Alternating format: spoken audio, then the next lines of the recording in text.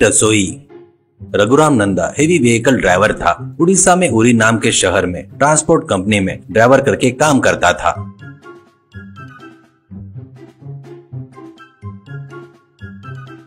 रघुराम को ट्रक से दूर सफर करने के कारण शायद वो सोने के लिए अपना मुंह मुरझाए जैसा रहता था। कभी कभी तो किसी से बात करते वक्त बैठकर ही सो जाता था।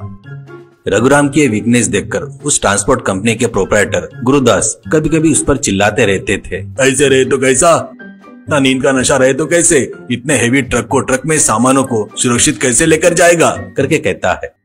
उस ट्रांसपोर्ट में रघुराम के साथ साथ और 4 ट्रक और उसके ड्राइवर रहते हैं। रघुराम वहाँ पर जब थोड़ा नींद की झपकी आए जैसा लगता, तब आगे वाले देवेंद्र काके के होटल में 3-4 गर्मा गर्म चाय पीता था, नींद की सुस्ती भगाने के लिए। रघुराम को दिन में इतनी सुस्ती आने का और एक कारण भी है। वो क्या है बोले तो, इस ट्रांसपोर्ट कंपनी के साथ साथ उस एरिया के और 4 ट्रांसपोर्ट के ट्रकों के ड्राइवर भी काका के होटल के सामने खाली जगह पर खटिया डालकर रात को सोते रहते हैं। रघुराम भी वहीं पर सोते रहता है। सुबह ही 5-5:30 बजे सभी ड्राइवर तैयार होकर अपने अपने ट्रकों को, सामान लोड हुए ट्रकों को लेकर जाते थे। रघुराम भी अपने ट्रक में सामान के साथ गोगलपुर फोर्ट में जाकर सामान सौंप कर फिर से वापस आते रहता है। अब रघुराम की नींद की सुस्ती की बात करें तो वीरेंद्र काका तभी ट्रक ड्राइवरों के लिए सुबह सुबह ही उठकर बिरयानी बनाते हैं। उस बिरयानी को सभी लोग डब्बे में भरकर ले जाते हैं। इसके लिए देवेंद्र काका सुबह 3:30 बजे उठकर ऐसे बार, स्टोव, बर्तन सामान रखकर खाना बनाना शुरू करते हैं। रघुराम की नींद का डिस्टर्ब होने का कारण देवेंद्र काका का बड़ा कुकर, उससे बजने वाली सीटी थी। कुकर में बिरयानी पकते ही उससे बजने वाली 3 सीटी की आवाज से कुंभकर्ण भी उठ जाएगा, ऐसा जोर से बजती थी। वो बजने वाली सीटी बराबर 4 बजे बजती थी। उस सीटी की आवाज से सभी उठकर फटाफट अपने काम निपटा कर तैयार होकर काका दिए सो बिरयानी को डब्बे में लेकर ड्यूटी पर चले जाते थे। पर रघुराम को लेकिन कोई करके सुनाई देने वाला कुकर की सीटी का आवाज सुनकर बहुत गुस्सा आता था और वह उठकर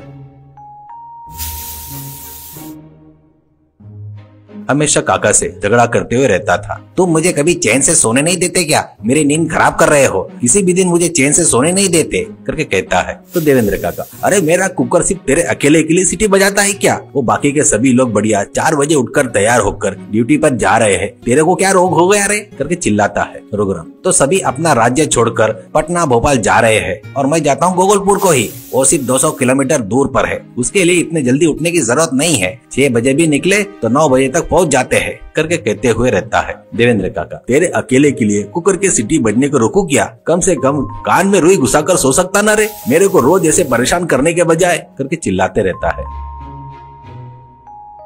इतना झगड़ा करने के बाद फिर से खटिया पे नहीं आती थी रघुराम को। अब दिन भर भी उसे सुस्ती रहती है।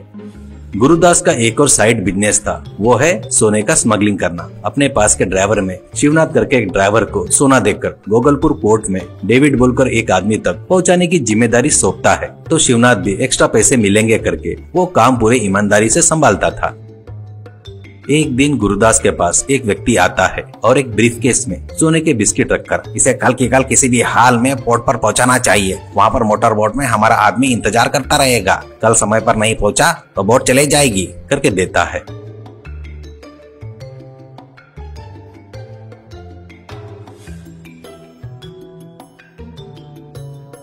सुबह ही शिवनाथ को ब्रीफकेस लेकर ट्रक से निकलते समय उसको एक फोन आता है। तो तुरंत शिवनाथ गुरुदास से, सर मेरी माँ सीरियस है, मुझे जाना होगा करके कहता है। गुरुदास कुछ भी नहीं कर पाकर ये अर्जेंट है कहकर ठीक है जा सकता है करके बोलता है।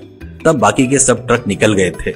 गुरुदास जाकर देखता है तो रघुराम खटिया पर अभी भी सोकर था। रघुराम को उठाकर तुरंत ये ब्रीफकेस लेकर गोगलपुर पोर्ट पर डेविड करके एक आदमी को देना है, बहुत ही अर्जेंट है करके बोलता है। रघुराम ठीक है सर कहकर जल्दी से तैयार होकर ट्रक से गोगलपुर के लिए निकलता है। ट्रक चलाते समय नींद की सुस्ती आ जाती है। तभी करेक्ट उसी समय चेक पोस्ट पर खड़े पुलिस वाले ये कोई पीकर डोलते हुए ट्रक चला रहा है सोचकर उसे रोकते हैं और पुलिस वाले चेकिंग करते हैं तो सोना मिलता है और रघुराम को अरेस्ट करते हैं। मुझे कुछ भी नहीं पता करके रघुराम कितना भी चिल्लाए तो पुलिस वाले पुलिस स्टेशन में ले जाते हैं। गुरुदास पुलिस स्टेशन जाकर, इसको मैंने कितने बार बताया तो भी सामान लोड करके रोड के बाजू में लगाता है। कोई तो स्मगलर हमको पता नहीं चलना ऐसे सोने की बैग रखा होगा, इसमें रघुराम की कोई गलती नहीं है करके कहता है एसआई। ठीक है सर, आप कह रहे हैं ना, इसलिए छोड़ रहा हूँ करके छोड़ देता है। बाहर आने के बाद रघुराम, क्या है सर ये क्या है, ऐसा कहता है रोते हुए। गुरुदास, उसमें क्या है मुझे भी नहीं पता रघुराम, सॉरी रे, ये बात यहीं भूल जा, ऐसा कहता है।